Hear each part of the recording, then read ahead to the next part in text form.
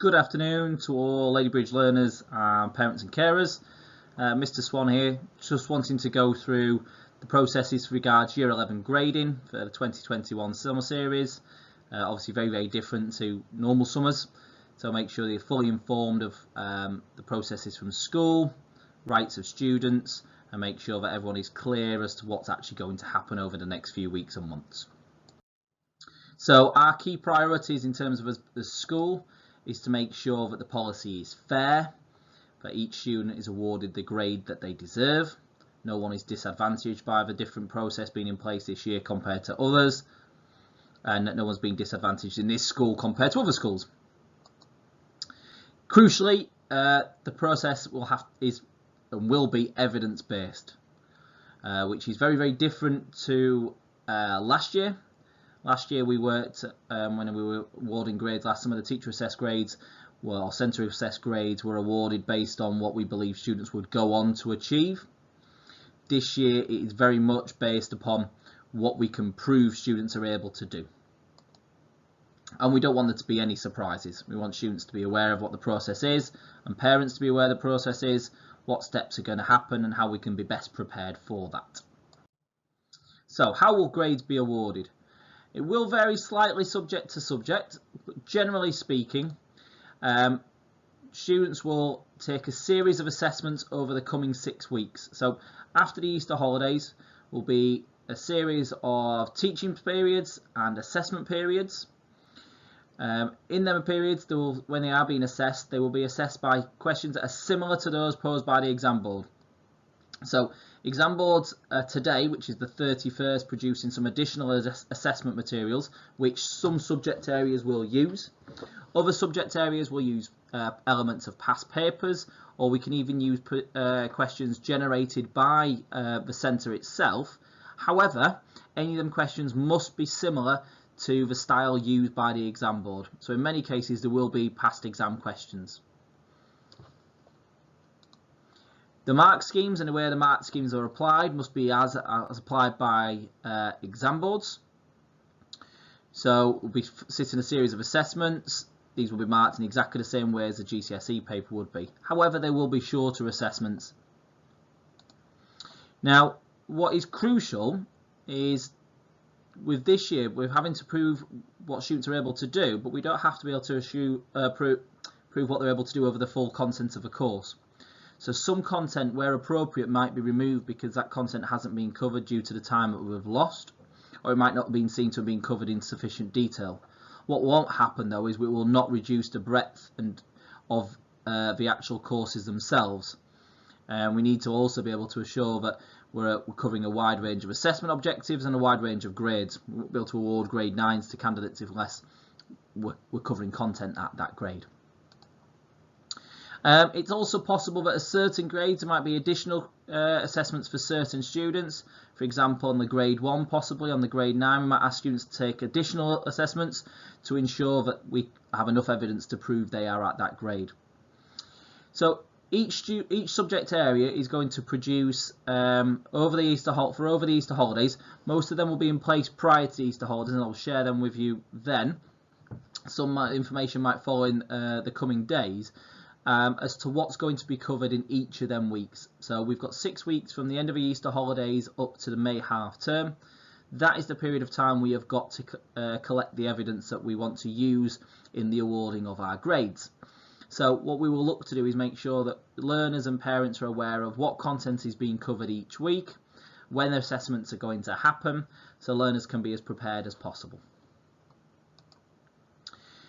In certain cases it might be appropriate to use previous data, such as previous mock exams, that kind of thing. What we do have to have, and what we have to be very careful of, is the authenticity of any evidence we use. As a school, heads of department will have to sign a declaration saying that they are confident of the authenticity of the work, and Mr Russell will then have to sign a centre version of that to say that we are certain that the work being used as evidence is the work of the candidates, is the work of our learners. Now, this makes any work done at home incredibly hard to be used. We also have to make sure that we are using consistent evidence. So ideally, in as many cases as possible, students are sitting the same exam at the same time. or the same test at the same time. So it's really, really important that learners are in school for them assessments. If they're not, we're going to struggle to evidence that they are meeting the standards, because we won't have the evidence to show. We can't use, for example, a lot of students have tutors at home, so a lot of you might have a tutor for your maths or your English. Work done alongside your tutor at home would not be able to be used as evidence, because as a centre, as a school, we can't evidence the authenticity of that. So you do need to bear that in mind. So attendance in school is going to be absolutely crucial. So how can we ensure it's fair for our learners? Well, every centre, every school is following exactly the same set of guidance. So the JCQ, Joint Council of Qualifications, released final guidance last week. Every centre is following the same guidance. There will be, my bullet points come out of order, there will be some moderation across schools. So some subject areas, certainly those with smaller cohorts, will look to moderate across school to ensure that marking consistently. Everything has to be evidence-based. So we have to show, and centres have to show, that we're meeting the same standard. So there are grade criteria being released by exam boards to show for us to use when we are awarding our grades, because obviously we can't use grade boundaries.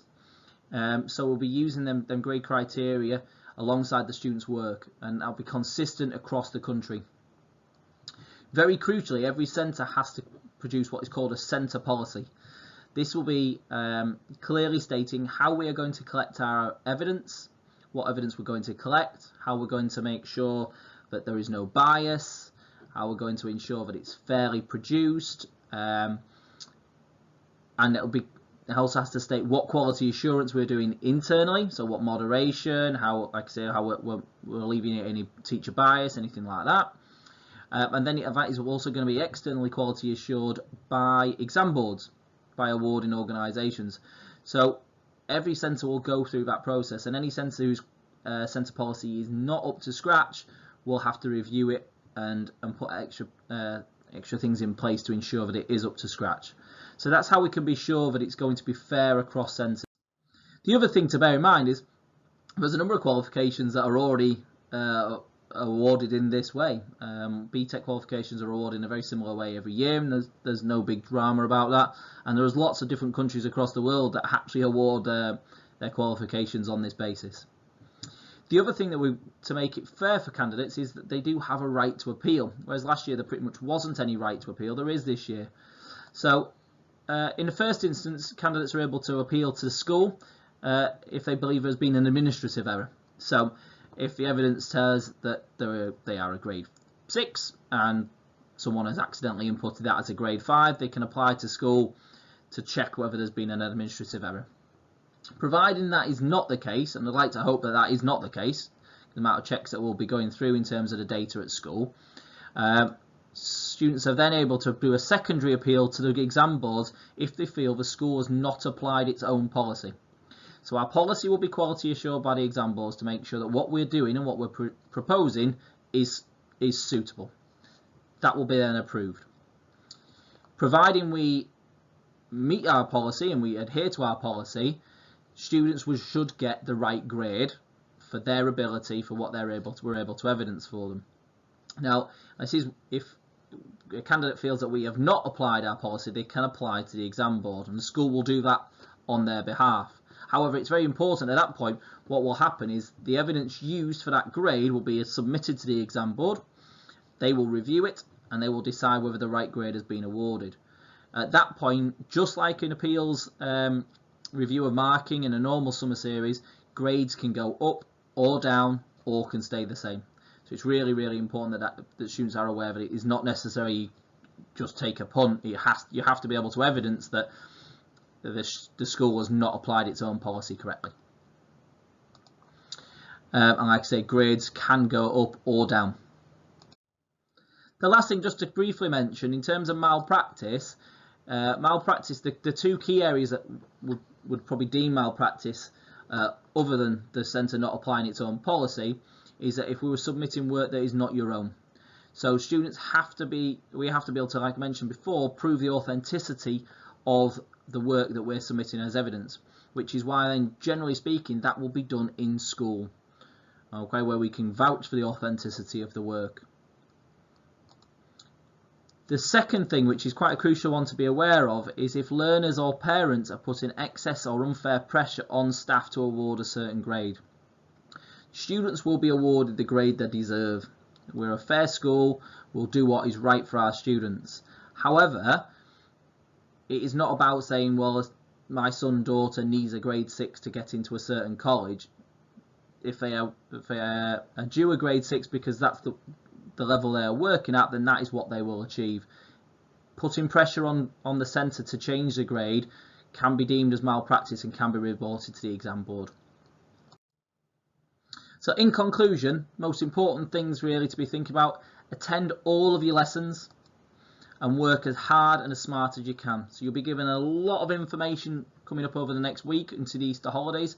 Make sure you're preparing as best you can. Make sure you're looking at the breakdowns from the subject areas as to what's expected of you and what's coming up when.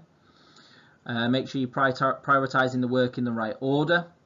Make sure you're asking for help where need be. There's bags and bags and bags of places where you can seek help. Mr. Isles will be sending out some information about that over the coming days as well, but don't forget things like GCSE Pod, Hegarty Maths and so on, where you can actually delve into a wealth of knowledge and a wealth of really powerful resources. But like I say, most important thing to be thinking about is making sure you're in the lesson on time, working your socks off, and I'm certain that everything will go absolutely brilliantly for you in this series.